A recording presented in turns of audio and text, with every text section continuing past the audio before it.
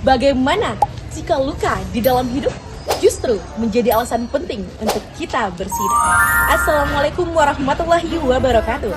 Halo semuanya, salam literasi.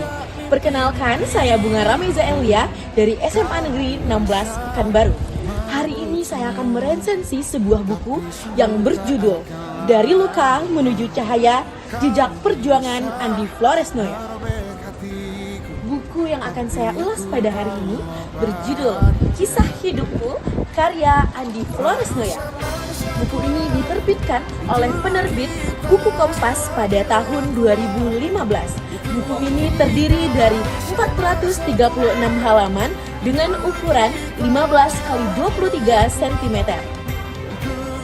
Buku ini bergenre tentang biografi inspiratif. ISBN 9789970998255. Melalui buku ini, kita tidak hanya membaca cerita, tetapi kita diajak untuk menyelusuri kehidupan yang penuh dengan kehilangan, perjuangan, dan harapan. Tidak semua orang lahir dari kehidupan yang utuh. Ada beberapa orang yang tumbuh di tengah luka, kehilangan, bahkan keluarga yang tidak sempurna. Namun, dari situlah kita belajar bahwa keterbatasan bukanlah akhir dari perjuangan.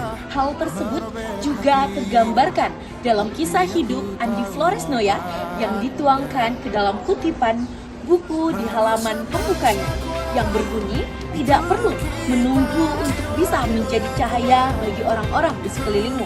Lakukan kebaikan sekecil apapun sekarang juga. Kutipan tersebut menegaskan bahwa luka sekalipun kita tetap bisa menjadi cahaya. Andi Flores Noya tumbuh dalam kondisi keluarga yang sederhana. Sejak kecil, ia sudah merasakan kehilangan sosok ayah dan harus melihat ibunya berjuang sendiri demi memenuhi kebutuhan hidup. Keadaan tersebut membuat hidupnya penuh dengan tekanan. Ia tumbuh menjadi pribadi yang keras dan ia sempat terjerumus dalam kenakalan remaja dan akhirnya kehilangan arahnya. Pada titik ini, ia merasa bahwa hidupnya berada di dalam kegelapan. Namun, pemikiran itu berubah saat ia pindah ke Papua. Di Papua, ia tidak hanya menemukan sosok ayah, tetapi ia juga menemukan makna dari keluarga, tanggung jawab, dan harapan. Dari pengalaman itulah, ia belajar bahwa hidup tidak hanya tentang masa lalu, tapi bagaimana cara kita melangkah untuk masa depan. Dengan tekad yang kuat, Andi mulai bangkit dan mulai meniti karirnya di dalam dunia jurnalistik dari bawah. Ia sering menghadapi berbagai tantangan dan tekanan. Namun, dengan tekad yang kuat dan kerja keras, ia mampu menjadi sosok yang sukses dan dikenal luas di Indonesia. Keutamaan buku ini adalah kejujurannya. Andi tidak menutupi masa lalunya, justru ia menjadikan masa lalunya sebagai pelajaran hidup yang berharga. Cerita ini dibuat seolah terasa nyata, seolah kita berada di fase-fase kehidupan kita. Bahasanya yang sederhana, mudah dipahami, dan penuh makna. Selain itu, cerita ini memiliki banyak sekali nilai-nilai kehidupan seperti kerja keras, keteguhan hati, dan keberanian untuk berubah.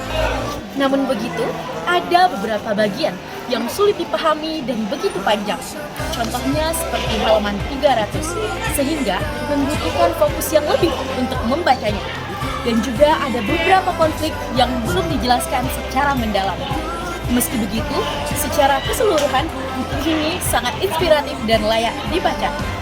Dari buku ini kita belajar bahwa masa lalu tidak menentukan masa depan. Setiap orang berhak berubah selagi ia mau berusaha dan tidak menyerah.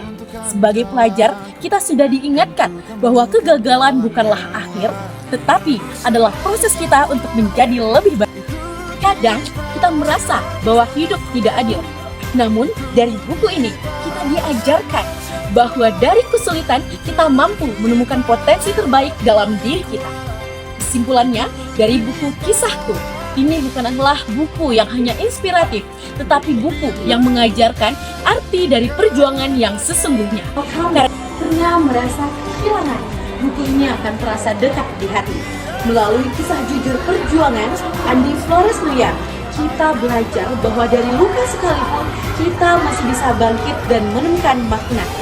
Bahasanya sederhana, ceritanya nyata, dan bisa dibaca oleh siapapun dari kalangan muda hingga dewasa. Karena buku ini bukan hanya untuk dibaca, tapi juga untuk dirasakan. Terima kasih. Assalamualaikum warahmatullahi wabarakatuh.